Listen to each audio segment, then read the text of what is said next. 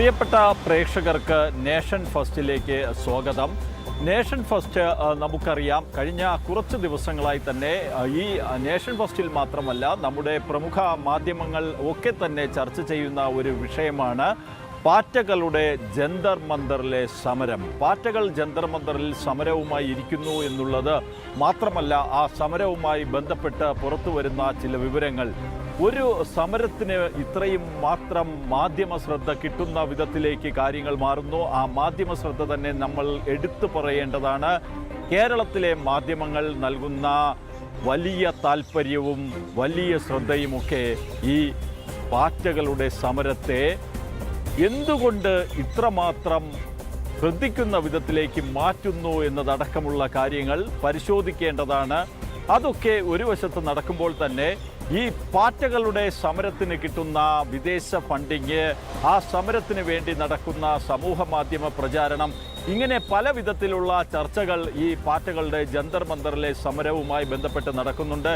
രാഷ്ട്രീയ പാർട്ടികൾ, പ്രത്യേകിച്ച് പ്രതിപക്ഷമായ ഇന്ത്യ സഖ്യം, ഈ കോക്രോച്ച് ജനതാ പാർട്ടിയുടെ സമരത്തിന് നൽകുന്ന പിന്തുണ, പ്രതിപക്ഷ നേതാവ് രാഹുൽ ഗാന്ധിയുടെ നേതൃത്വത്തിൽ പ്രതിപക്ഷ എംപിമാർ നടത്തുന്ന സമരം, അവർ പ്രധാനമന്ത്രിയുടെ വസതിയുടെ മുന്നിലേക്ക് എത്തുന്നു, അവിടെ കുത്തിയിരുന്നു കൊണ്ട് സമരം നടത്തുന്നു. അങ്ങനെ പല വിധത്തിൽ ഈ കോക്രോച്ച് ജനതാ പാർട്ടി എന്ന പേരിൽ ഒരു അരാജകത്വവാദ സംഘടനയുടെ സമരത്തെ ഏറ്റെടുക്കുന്ന വിധത്തിലേക്ക് രാജ്യത്തെ പ്രധാനപ്പെട്ട രാഷ്ട്രീയ പാർട്ടികൾ പോലും മാറിയിരുന്നു എന്നുള്ള കാര്യം നമ്മൾ മനസ്സിലാക്കണം. ഒപ്പം തന്നെയാണ് നീറ്റ് പരീക്ഷയിലെ ചോദ്യപേപ്പർ ചോർച്ചയുമായി ബന്ധപ്പെട്ട് കടുത്ത നടപടികളിലേക്ക് കേന്ദ്ര സർക്കാർ കടക്കുന്നു എന്നുള്ളത്. ആദ്യം മുതൽ തന്നെ ഈ വിഷയത്തിൽ കേന്ദ്ര സർക്കാർ സ്വീകരിച്ച നിലപാട് കുറ്റവാളികൾക്ക് മാപ്പില്ല, കുറ്റവാളികളോട് സന്ധിയില്ല, ഇനി മേലാൽ ഇത്തരത്തിലുള്ള പരീക്ഷാ ക്രമക്കേടുകൾ ഉണ്ടാകില്ല, അതിനുവേണ്ടിയുള്ള നടപടികൾ സ്വീകരിക്കുമെന്നതാണ്. ചോദ്യപേപ്പർ ചോർച്ചയടക്കമുള്ള എല്ലാ വിഷയങ്ങളിലും ചർച്ചയ്ക്ക് സന്നദ്ധമാണെന്ന് കേന്ദ്ര സർക്കാർ പലകുറി വ്യക്തമാക്കുകയും ചെയ്തു. എന്നാൽ അത്തരം ചർച്ചകളിൽ നിന്നൊക്കെ ഒളിച്ചോടുന്ന സമീപനം, അത് പാർലമെന്റിനുള്ളിലായാലും പാർലമെന്റിന് പുറത്തായാലും അത്തരമൊരു സമീപനം തന്നെയാണ് നമ്മുടെ പ്രതിപക്ഷത്തിൻ്റെ ഭാഗത്തു നിന്നുണ്ടായത്. കോക്രോച്ച് ജനതാ പാർട്ടിയെ സംബന്ധിച്ചിടത്തോളം അവർ എന്തിനു വേണ്ടിയാണ് ഈ സമരം നടത്തുന്നത്? രാജ്യത്തെ വിദ്യാർത്ഥി സമൂഹത്തെ, രാജ്യത്തെ യുവജനങ്ങളെയൊക്കെ വഴിതെറ്റിക്കുന്നതിന് വേണ്ടി അരാഷ്ട്രീയവാദ, അരാജകത്വവാദ നിലപാടുകളും നയങ്ങളും ഒക്കെ അവർക്ക് മേൽ അടിച്ചേൽപ്പിക്കുന്നതിന് വേണ്ടിയുള്ള ഇത്തരം സമരങ്ങൾ കോക്രോച്ച് ജനതാ പാർട്ടി നടത്തുമ്പോൾ തന്നെയാണ് പ്രധാനമന്ത്രി നരേന്ദ്രമോദി എന്താണ് ഈ രാജ്യത്തിൻ്റെ ഇക്കാര്യത്തിലുള്ള നിലപാട് എന്ന് കഴിഞ്ഞ ദിവസം അർദ്ധരാത്രിയിൽ ഒരു വീഡിയോ സന്ദേശത്തിലൂടെ വ്യക്തമാക്കിയത്. പ്രധാനമന്ത്രി നരേന്ദ്രമോദിയുടെ വാക്കുകൾ കേട്ടതിന് ശേഷം ഈ വാർത്തയുടെ കൂടുതൽ വിവരങ്ങളിലേക്ക് വരാം. मैं जानता हूं कि पेपर लीक ये कोई मामूली विषय नहीं, लाखों विद्यार्थी और उनके अभिभावकों के लिए बहुत ही पीड़ादायक है और इसलिए पेपर लीक घटना से अब तक पिछले 2.5 महीनों में अनेक विध कदम उठाए गए, गुनहगारों को पकड़ा गया है, वे जेल में पड़े हैं. मैंने आज फास्ट ट्रैक कोर्ट के लिए विभागों को निर्देश दिए थे. आज विभागों ने लगातार मेहनत करके देर रात मुझे मुसद्दा भी दे दिया. फास्ट ट्रैक कोर्ट और कठोर सजा के प्रावधान के साथ का ये मुसद्दा कल कैबिनेट में चर्चा होगी. कैबिनेट के साथियों के सुझाव के बाद उसका अंतिम रूप दिया जाएगा और सोमवार से संसद का दूसरा सप्ताह शुरू हो रहा है. तब जल्द से जल्द उस बिल को सदन में पारित कराने का प्रयास किया जाए. അപ്പോൾ പ്രധാനമന്ത്രി കൃത്യമായിട്ട് തന്നെയാണ് ഇക്കാര്യത്തിലുള്ള കേന്ദ്ര സർക്കാരിൻ്റെ നിലപാട് വ്യക്തമാക്കിയിരിക്കുന്നത്. മന്ത്രിസഭാ യോഗത്തിൽ ഇത് സംബന്ധിച്ചുള്ള ചർച്ച നടക്കും. ചോദ്യപേപ്പർ ചോർച്ചയടക്കമുള്ള ക്രമക്കേടുകളിൽ കടുത്ത ശിക്ഷ നൽകുന്നതിന് വ്യവസ്ഥ ചെയ്യുന്ന ബില്ല് പാർലമെന്റിൽ അവതരിപ്പിക്കും. അത് തിങ്കളാഴ്ച അത് സംബന്ധിച്ചുള്ള ചർച്ചകളിലേക്ക് പാർലമെന്റ് കടക്കും എന്ന് തന്നെയാണ് നമുക്ക് മനസ്സിലാക്കാൻ കഴിയുന്നത്. എന്തായാലും ഇത്തരത്തിൽ ഒരു ബില്ല് കൊണ്ടുവരുമ്പോൾ നമുക്കറിയാം, നേരത്തെ തന്നെ ഇത്തരത്തിൽ ചോദ്യപേപ്പർ ചോർച്ചകൾ ഉണ്ടാകുമ്പോൾ കടുത്ത ശിക്ഷ വ്യവസ്ഥ ചെയ്യണം, അതുമല്ലെങ്കിൽ നിയമത്തിലെ പഴുതുകൾ കുറ്റവാളികൾ ഉപയോഗിക്കരുത് എന്നുള്ള ഒരു കൃത്യമായ നിലപാട് അത് ഭാരതീയ ജനതാ പാർട്ടി പലപ്പോഴും ഇത്തരമൊരു നിലപാട് വ്യക്തമാക്കിയിരുന്നു. അതുകൊണ്ട് തന്നെയാണ് മന്ത്രിസഭാ യോഗത്തിൽ പ്രധാനമന്ത്രി തന്നെ അദ്ദേഹത്തിൻ്റെ വാക്കുകളിലൂടെ വ്യക്തമാക്കുന്നത്. മന്ത്രിസഭാ യോഗത്തിൽ തൻ്റെ സഹപ്രവർത്തകരുമായി ഈ വിഷയം ചർച്ച ചെയ്യുന്നു. അവർ മുന്നോട്ട് വയ്ക്കുന്ന നിർദ്ദേശങ്ങൾ കൂടി കണക്കിലെടുക്കും. അതിനുശേഷമായിരിക്കും പാർലമെന്റ് സമ്മേളനത്തിൻ്റെ രണ്ടാമത്തെ ആഴ്ചയിലേക്ക് കടക്കുമ്പോൾ ഈ ബില്ല് സംബന്ധിച്ചുള്ള ചർച്ചകളും ഉണ്ടാകും എന്ന് പ്രധാനമന്ത്രി പറയുമ്പോൾ ആ വാക്കുകൾ നമ്മൾ തള്ളിക്കളയേണ്ട കാര്യമില്ല. മാത്രമല്ല, ഇക്കാര്യത്തിലുള്ള കേന്ദ്ര സർക്കാരിൻ്റെ നിലപാട് കൂടിയാണ് പ്രധാനമന്ത്രി വ്യക്തമാക്കുന്നത്. ആദ്യം മുതൽ തന്നെ ഈ വിഷയത്തിൽ സർക്കാർ സ്വീകരിച്ച നിലപാട് നമുക്കറിയാം. അതുകൊണ്ട് തന്നെയാണ് പ്രധാനമന്ത്രി തന്നെ ഒരു ഘട്ടത്തിൽ വ്യക്തമാക്കിയത് 13 പേരാണ് ഈ ചോദ്യപേപ്പർ ചോർച്ചയുമായി ബന്ധപ്പെട്ട് അറസ്റ്റിലായിരിക്കുന്നത് എന്നാണ്. മാത്രമല്ല, പ്രധാന പ്രതികൾക്കെതിരെയൊക്കെ കർശന നടപടികൾ സ്വീകരിക്കുകയും ചെയ്തു. മഹാരാഷ്ട്രയിലെ കോച്ചിങ് സെൻ്ററുകളായാലും അവിടുത്തെ കോച്ചിങ് സെൻ്ററുകളിലെ നടത്തിപ്പുകാരായാലും ഈ ചോദ്യപേപ്പർ ചോർച്ചയുമായി ബന്ധപ്പെട്ട് ബീഹാറിലും ജാർഖണ്ഡിലും രാജസ്ഥാനിലുമൊക്കെ നടത്തിയ പരിശോധനകൾ, അവിടങ്ങളിൽ നിന്നൊക്കെ പിടികൂടിയവർ, ഇവരെക്കുറിച്ചൊക്കെ ഇവരുടെ സ്വത്തുക്കൾ, ഇവരുടെ കെട്ടിടങ്ങൾ ഇതൊക്കെ അനധികൃത നിർമ്മാണമാണ് എന്ന് കണ്ടെത്തിയതൊക്കെ ഇടിച്ചു നിരത്തുന്നതിനുള്ള നടപടികൾ പോലും നമ്മുടെ സർക്കാർ സ്വീകരിക്കുകയും ചെയ്തു. അപ്പോൾ സർക്കാരിന് ഈ വിഷയത്തിൽ യുവജനങ്ങളുടെ, വിദ്യാർത്ഥികളുടെ ഭാവി സംബന്ധിച്ച് വ്യക്തമായിട്ടുള്ള കാഴ്ചപ്പാടുണ്ട് എന്നുള്ളത് പ്രധാനമന്ത്രി തന്നെ വ്യക്തമാക്കുകയും ചെയ്തിരിക്കുകയാണ്. പ്രധാനമന്ത്രി ഇത്തരത്തിൽ ഒരു വീഡിയോ സന്ദേശം പുറത്തുവിട്ടതിന് പിന്നാലെ തന്നെ 26 ദിവസമായി നിരാഹാരം അനുഷ്ഠിച്ചിരുന്ന സോനം വാങ്ചോക്ക് തൻ്റെ നിരാഹാരം അവസാനിപ്പിക്കുകയാണ്. അദ്ദേഹം നിരാഹാരത്തിന് ഇറങ്ങുകയും ഈ കോക്രോച്ച് ജനതാ പാർട്ടിയുടെ ജന്തർ മന്ദറിലെ സമരപ്പന്തലിലേക്ക് എത്തുകയും ചെയ്തുകൊണ്ട് താൻ ഈ സമരത്തിൻ്റെ മുൻനിര നായകനായി മാറുന്നു എന്ന് പ്രഖ്യാപിച്ചുകൊണ്ട് നിരാഹാരം ആരംഭിക്കുകയും ചെയ്തു. ഈ നിരാഹാരമായി മുന്നോട്ട് പോകവേ അദ്ദേഹത്തെ പോലീസ് ജന്തർ മന്ദറിലെ സമരവേദിയിൽ നിന്ന് മാറ്റുന്നു. ആദ്യം സഫ്ദർജംഗ് ആശുപത്രിയിലേക്ക് കൊണ്ടുപോകുന്നു. അവിടെ നിന്ന് പിന്നീട് മേദാന്ത ആശുപത്രിയിലേക്ക് മാറ്റുന്നു. എന്തായാലും ഇപ്പോൾ സോനം വാങ്ചുക്ക് അദ്ദേഹത്തിൻ്റെ നിരാഹാര സമരം അവസാനിപ്പിച്ചിരിക്കുന്നു. അതും പ്രധാനമന്ത്രി നരേന്ദ്രമോദിയുടെ വാക്കുകൾ വിശ്വസിച്ചുകൊണ്ട്. ആ വാക്കുകളിൽ പ്രധാനമന്ത്രി നരേന്ദ്രമോദി പ്രകടിപ്പിക്കുന്ന ആത്മവിശ്വാസം അതുതന്നെയാണ് സോനം വാങ്ചുക്കിൻ്റെ നിരാഹാര സമരം അവസാനിപ്പിക്കുന്നതിനുള്ള കാരണം. സോനം വാങ്ചുക്ക് നിരാഹാര സമരം അവസാനിപ്പിച്ചു എങ്കിലും കോക്രോച്ച് ജനതാ പാർട്ടിക്കാർ പറയുന്നത് അവരുടെ ജന്തർ മന്ദറിലെ സമരം തുടരുമെന്നാണ്. കോക്രോച്ച് ജനതാ പാർട്ടിയുടെ സ്ഥാപകൻ അഭിജിത് ദീപ്കയുടെ വാക്കുകൾ കേട്ടതിന് ശേഷം ഈ വാർത്തയുടെ കൂടുതൽ വിശദാംശങ്ങളിലേക്ക് വരാം. सोनम सर ने अपना हंगर स्ट्राइक तोड़ दिया है, तो इससे हमें बहुत ही खुशी और राहत मिली है, क्योंकि सोनम सर की जो लाइफ है वो इस देश के लिए बहुत ज़्यादा कीमती है। कॉकरोच जनता पार्टी का जो प्रोटेस्ट है जंतर मंतर पर, वो वैसे ही चलता रहेगा जब तक धर्मेंद्र प्रधान इस्तीफा नहीं देते। सोनम सर का जो सैक्रिफाइस रहा है 26 दिनों का, उसे हम वेस्ट नहीं जाने देंगे। അപ്പോൾ കൃത്യമായിട്ട് സോനം വാങ്ചുക്ക് നിരാഹാര സമരം അവസാനിപ്പിച്ചിട്ടും ഈ സമരവുമായി മുന്നോട്ട് പോകുമെന്നാണ് അഭിജിത് ദീപ്കെ പറയുന്നത്. ജന്തർ മന്ദറിൽ അഭിജിത് ദീപ്കയുടെ നേതൃത്വത്തിൽ നടക്കുന്ന സമരത്തെ അദ്ദേഹം വിശേഷിപ്പിക്കുന്നത് സമാധാനപരമായ സമരമെന്നാണ്. അപ്പോൾ നമുക്ക് കഴിഞ്ഞ 2-3 ദിവസമായി ജന്തർ മന്ദറിലും പരിസരത്തും അരങ്ങേറുന്ന അക്രമങ്ങളെക്കുറിച്ച് പരിശോധിക്കാം. എന്തിനു വേണ്ടിയാണ് ഇവർ ഇത്തരത്തിലുള്ള അക്രമങ്ങൾ നടത്തിയത്? പ്രധാനമന്ത്രി നരേന്ദ്രമോദി അതിവേഗ വിചാരണയ്ക്കായി ഫാസ്റ്റ് ട്രാക്ക് കോടതികൾ എന്ന് പ്രഖ്യാപിച്ചു. ആ പ്രഖ്യാപനം നടന്ന് 12 മണിക്കൂർ പിന്നിടുമ്പോൾ തന്നെ ഡൽഹി ഹൈക്കോടതിയുടെ ഭാഗത്ത് നിന്ന് അതിവേഗ കോടതി സ്ഥാപിച്ചുകൊണ്ടുള്ള വിജ്ഞാപനം പുറപ്പെടുവിക്കുന്നു. മാത്രമല്ല, ഉന്നത വിദ്യാഭ്യാസ സെക്രട്ടറിയെ അടക്കം മാറ്റിക്കൊണ്ട് സർക്കാർ ഈ രാജ്യത്തെ വിദ്യാർത്ഥി സമൂഹത്തിനൊപ്പമെന്ന വ്യക്തമായ സന്ദേശവും നൽകിയിരുന്നു. അപ്പോഴും നമ്മുടെ ഈ കോക്രോച്ച് ജനതാ പാർട്ടിക്കാർ പറയുന്നത് അവർ സമരം തുടരുമെന്നാണ്. അവിടെയാണ് എന്താണ് ഈ പാറ്റകളുടെ സമരത്തിൻ്റെ യഥാർത്ഥ ലക്ഷ്യമെന്നുള്ള കാര്യം ഉദിക്കുന്നത്. കാരണം പാറ്റകൾ പറയുന്നത് അവരുടെ ആവശ്യം വിദ്യാഭ്യാസ മന്ത്രി ധർമ്മേന്ദ്ര പ്രധാൻ്റെ രാജിയാണെന്നാണ്. എന്നാൽ കേവലം രാജ്യത്തെ വിദ്യാർത്ഥി സമൂഹത്തെ മുഴുവൻ ബാധിക്കുന്ന നീറ്റ് പരീക്ഷയുടെ ചോദ്യപേപ്പർ ചോർച്ച എന്ന് പറയുന്ന ഒരു വിഷയം ഉയർത്തി അവർ സമരരംഗത്തേക്ക് ഇറങ്ങുന്നു. ആ വിഷയത്തിന് കൃത്യമായിട്ടുള്ള പരിഹാരങ്ങൾ, കൃത്യമായ നടപടികൾ അതൊക്കെ സർക്കാരിൻ്റെ ഭാഗത്തുനിന്നുണ്ടാകുന്നു. പ്രധാനമന്ത്രി തന്നെ ഇക്കാര്യത്തിൽ ഉറപ്പു നൽകുന്നു.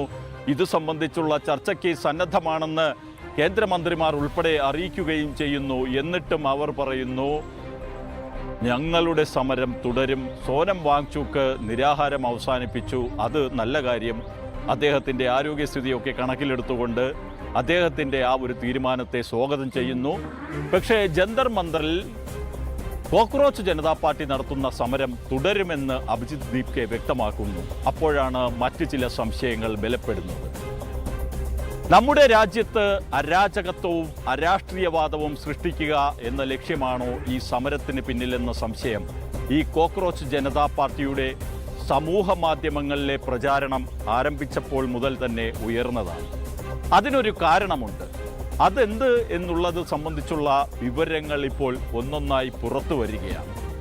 ഡൽഹി പോലീസ് പുറത്തുവിട്ട ഒരു വാർത്തയുണ്ട്. അത് കൃത്യമായിട്ട് തന്നെ DCP തന്നെ വ്യക്തമാക്കുകയാണ്.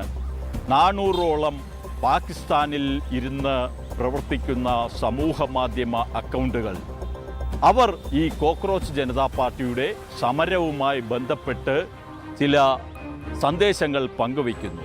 ആ സന്ദേശങ്ങളെ വ്യാജ സന്ദേശങ്ങൾ എന്ന് തന്നെ നമുക്ക് പറയാം. കൃത്യമായിട്ട് നമ്മുടെ രാജ്യത്ത് കലാപം സൃഷ്ടിക്കുക എന്ന അജണ്ടയോടുകൂടിയാണ് ഇത്തരത്തിൽ പാക് ഹാൻഡിലുകൾ സമൂഹ മാധ്യമങ്ങളിലൂടെ സന്ദേശങ്ങൾ പ്രചരിപ്പിക്കുന്നത്. അതിനായി അവർ ഈ കോക്രോച്ച് ജനതാ പാർട്ടിയെ തന്നെയാണ് ആയുധമാക്കുന്നത്. അപ്പോൾ അത്തരത്തിൽ പ്രവർത്തിക്കുന്ന ആ ഹാൻഡിലുകൾ നേരത്തെ സജീവമായിരുന്നത് ഓപ്പറേഷൻ സിന്ദൂർ നടന്ന സമയത്താണ് എന്നുള്ളതും ഡൽഹി പോലീസ് പുറത്തുവിടുന്ന വിവരങ്ങളിലുണ്ട്. അപ്പോൾ എത്രമാത്രം ആസൂത്രിതമായിട്ടാണ് കോക്രോച്ച് ജനതാ പാർട്ടി നമ്മുടെ നാട്ടിൽ കലാപത്തിന്, അരാജകത്വത്തിന്, അരാഷ്ട്രീയവാദത്തിനൊക്കെയുള്ള ശ്രമം നടത്തുന്നതെന്ന് ഇത്തരം പുറത്തു വരുന്ന വിവരങ്ങളിൽ നിന്ന് തന്നെ മനസ്സിലാകുന്നു.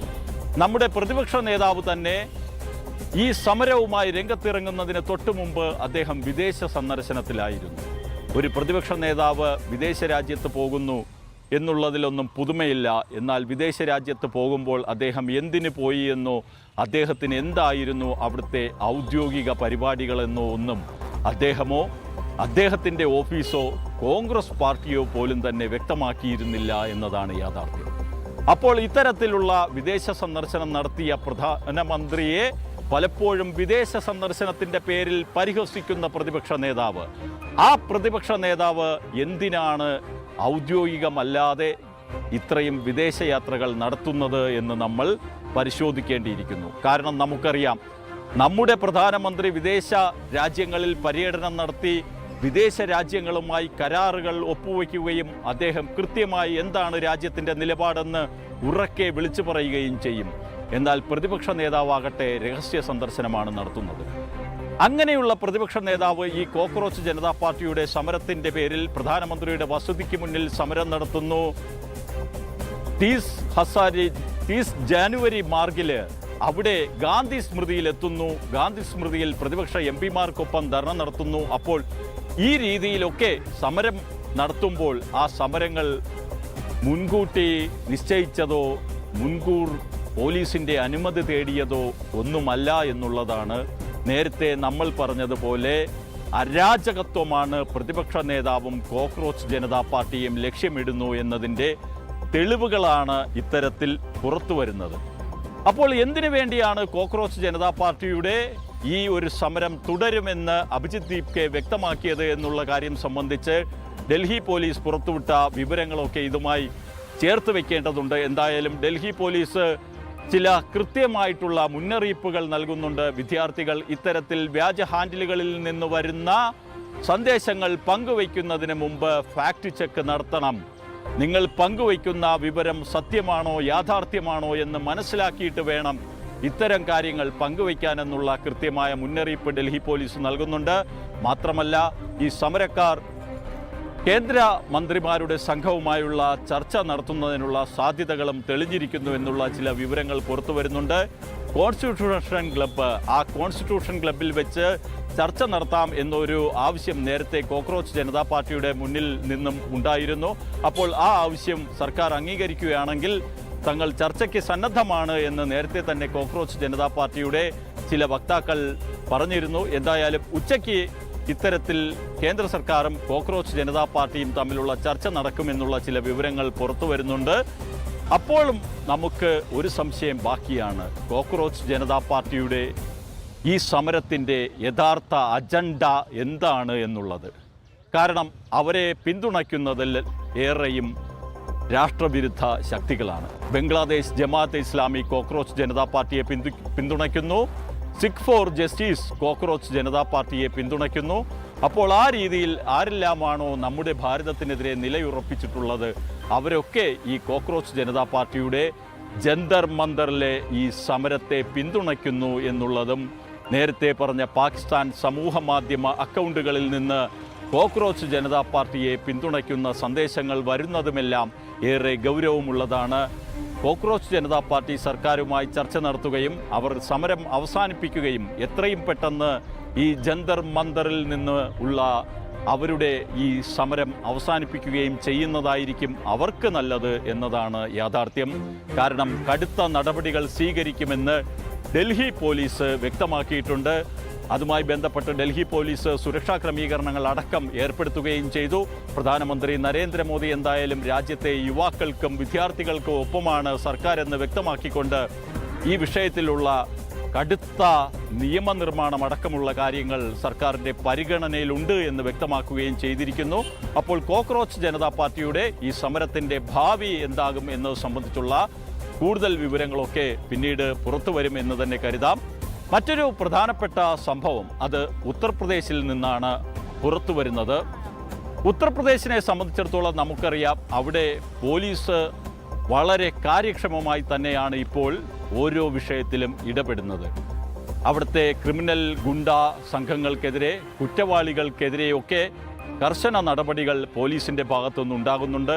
പോലീസ് ഇതുമായി ബന്ധപ്പെട്ട് കടുത്ത നടപടികൾ സ്വീകരിക്കുന്നുണ്ട്. അങ്ങനെയുള്ള ഉത്തർപ്രദേശ് പോലീസ് കഴിഞ്ഞ ദിവസം 2 പേരെ പിടികൂടി. ആ 2 പേർ എന്ന് പറയുന്നത് അനധികൃതമായിട്ട് നമ്മുടെ രാജ്യത്തേക്ക് എത്തിയവരാണ്. അപ്പോൾ ഈ അനധികൃതമായിട്ട് നമ്മുടെ രാജ്യത്തേക്ക് എത്തുമ്പോൾ ആ 2 പേരുടെ പേര് നമുക്കൊന്ന് നോക്കാം. വിക്രംജിത്ത് സിംഗ്, മൻവീർ സിംഗ് എന്നിവരാണ് പിടിയിലായത്. അവർ അമേരിക്കയിൽ നിന്ന് ഭാരതത്തിലേക്ക് എത്തുന്നു. അവരുടെ കൈവശം വിസയടക്കം തിരിച്ചറിയൽ രേഖകൾ ഒന്നും തന്നെ ഇല്ല. അങ്ങനെയുള്ള 2 പേർ നമ്മുടെ രാജ്യത്തെത്തുന്നു. അവർ ഉത്തർപ്രദേശ് പോലീസിൻ്റെ പിടിയിലാകുന്നു.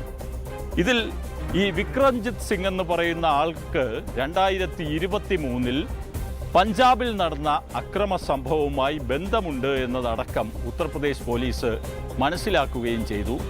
മാത്രമല്ല, അനധികൃതമായി ഈ 2 പേരെയും ഭാരതത്തിലേക്ക് എത്താൻ സഹായിച്ചതിന് 3 പേരെ കൂടി ഉത്തർപ്രദേശ് പോലീസ് അറസ്റ്റ് ചെയ്തിട്ടുണ്ട്. അപ്പോൾ എന്തുകൊണ്ടാണ് ഇത്തരത്തിൽ എത്തിയ ഈ 2 പേരുടെ അറസ്റ്റ് ഈ ഒരു സമയത്ത് ശ്രദ്ധേയമാകുന്നത് എന്നുള്ളതിലാണ് നേരത്തെ നമ്മൾ പറഞ്ഞതുപോലെ സിഖ് ഫോർ ജസ്റ്റിസ് അടക്കമുള്ള ചില സംഘടനകൾ ഈ കോക്രോച്ച് ജനതാ പാർട്ടിക്ക് പിന്തുണ നൽകുന്നു.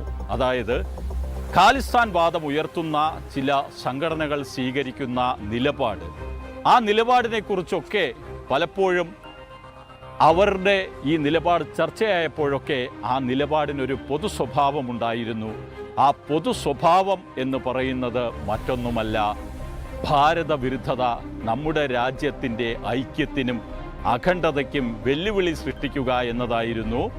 ഇത്തരത്തിൽ ഖാലിസ്ഥാൻ അനുകൂല നിലപാട് സ്വീകരിക്കുന്ന സംഘടനകൾ പലപ്പോഴും പിന്തുടരുന്ന നയം. അതുകൊണ്ട് തന്നെയാണ് സിഖ് ഫോർ ജസ്റ്റിസ് എന്ന നിരോധിത ഭീകരവാദ സംഘടന കോക്രോച്ച് ജനതാ പാർട്ടിക്ക് പിന്തുണ പ്രഖ്യാപിച്ചതും ഇത്തരത്തിൽ രാജ്യത്ത് അനധികൃതമായി എത്തുന്നവർ പിടിയിലാകുമ്പോൾ അതൊക്കെ ശ്രദ്ധേയമാകുന്നതും.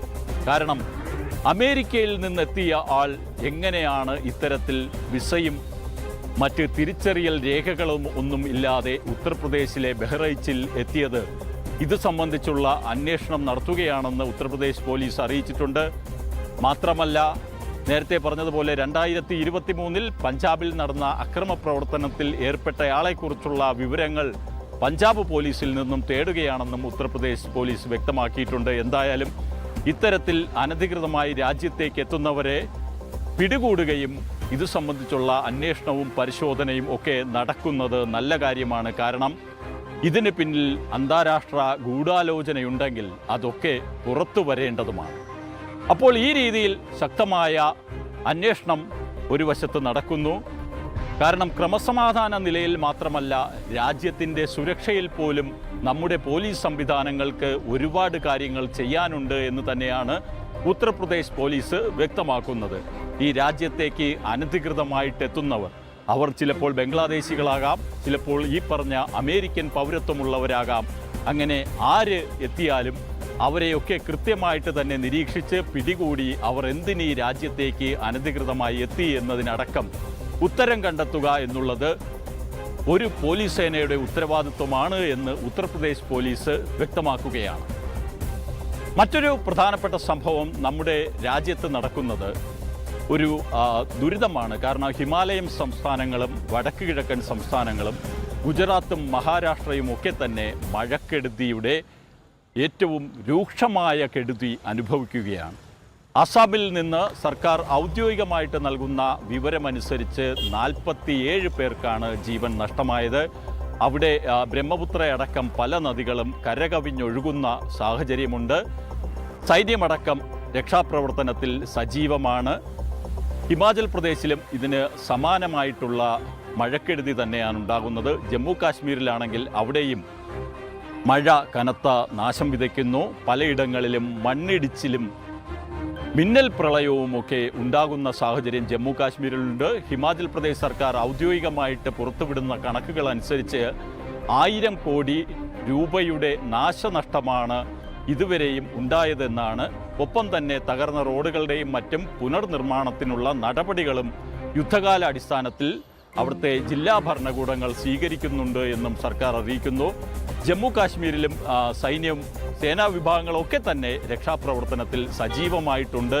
ഒപ്പം തന്നെ നമ്മുടെ NDRF സംഘം, SDRF ഒക്കെ കാര്യമായിട്ട് രക്ഷാപ്രവർത്തനത്തിൽ ഏർപ്പെട്ടിട്ടുണ്ട്. ഗുജറാത്തിൽ നിന്നും ഇത്തരത്തിൽ മഴക്കെടുതിയുടെ വിലയിരുത്തൽ അവിടുത്തെ ഉപമുഖ്യമന്ത്രി ഹർഷ് സാങ്വി നടത്തുന്നു എന്നുള്ള ചില വിവരങ്ങൾ പുറത്തു വരുന്നുണ്ട്.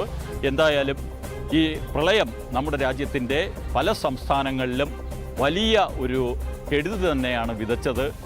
അതിനെയൊക്കെ മറികടന്ന് ഈ സംസ്ഥാനങ്ങൾ മുന്നോട്ട് പോകുന്നതിനുള്ള ശ്രമങ്ങൾ അവിടുത്തെ സർക്കാരുകൾ സ്വീകരിച്ചു എന്നുള്ളതും ഈ സർക്കാരുകൾ തന്നെ പുറത്തുവിടുന്ന വിവരങ്ങളിൽ നിന്ന് വ്യക്തമാണ്. പ്രത്യേകിച്ച് ഹിമാചൽ പ്രദേശിലും ഉത്തരാഖണ്ഡിലുമൊക്കെ മണ്ണിടിച്ചിലും പ്രളയത്തിലുമൊക്കെ റോഡുകൾ തകരുന്ന സാഹചര്യമുണ്ടായിരുന്നു. അതുകൊണ്ട് തന്നെ ആ റോഡുകളുടെ പുനർനിർമ്മാണം അടക്കമുള്ള കാര്യങ്ങളിലേക്ക് ഈ സർക്കാരുകൾ കടന്നു കഴിഞ്ഞു എന്നാണ് നമുക്ക് മനസ്സിലാക്കാൻ കഴിയുന്നത്.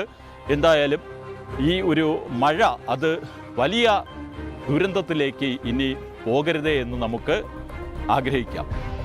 അപ്പോൾ കൂടുതൽ വാർത്തകളുമായി നമ്മുടെ പ്രിയപ്പെട്ട ആങ്കർമാർ ന്യൂസ് ഡെസ്കിൽ നിന്നും ചേരും. മറ്റ് വാർത്തകളുമായി വീണ്ടും കാണാം.